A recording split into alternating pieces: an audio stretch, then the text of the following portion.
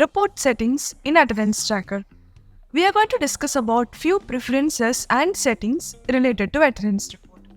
Let's navigate to settings, go to the attendance module, and under configuration, we have reports.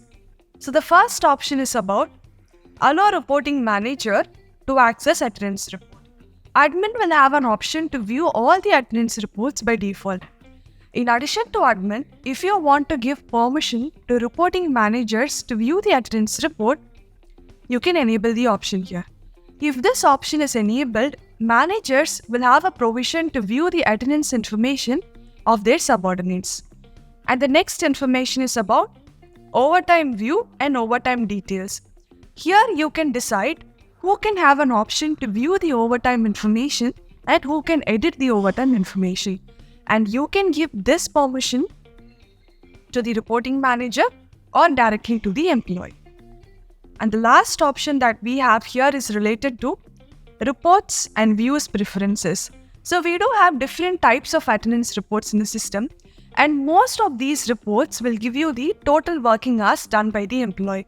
For example, let's take an employer's work for 14 hours in a day. Out of these 14 hours, how many number of hours is considered as a payable hours? So 9 hours is considered as payable hours, and out of these 9 hours, 1 hour is a paid break and probably 30 minutes is an unpaid break. This is the further bifurcation of the total working hours, and this bifurcation will be available to the admins by default.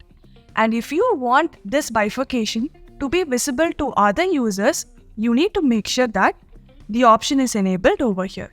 So these are all the three different options related to report settings.